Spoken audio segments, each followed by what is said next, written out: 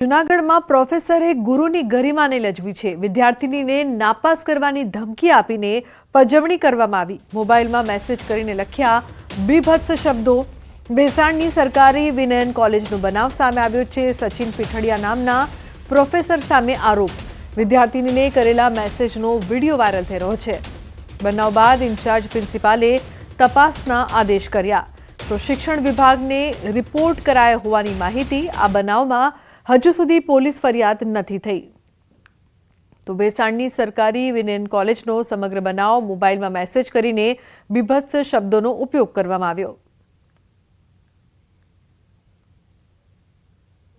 જે વિદ્યાર્થીનીઓ છે એની સાથે બીભત્સ અશ્લીલ જેને કહી શકાય એવા વાક્યોનો પ્રયોગ એ કરતા હતા એની વાત પણ એમાં થઈ અને આ રીતે એ વિદ્યાર્થીનીઓ જે છે એણે અમને લેખિતમાં આ ફરિયાદ કરી।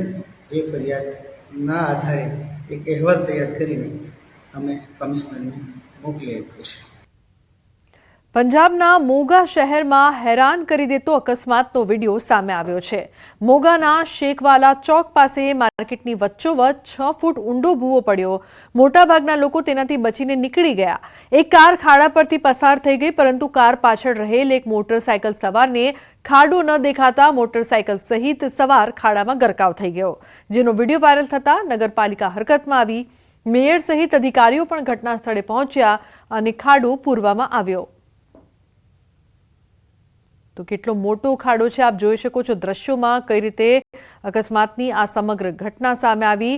આખી બાઇક છે તે ખાડામાં ઘૂસી જાય એટલો મોટો ખાડો છે અને અકસ્માત થાય છે। ઊંધે કાન પડ્યો બાઇક સવાર।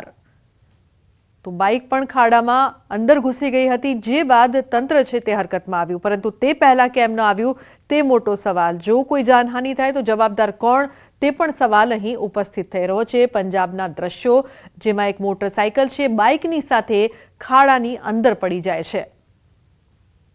તો ખૂબ જ ચોંકાવનારા અકસ્માતના દ્રશ્યો સામે આવ્યા।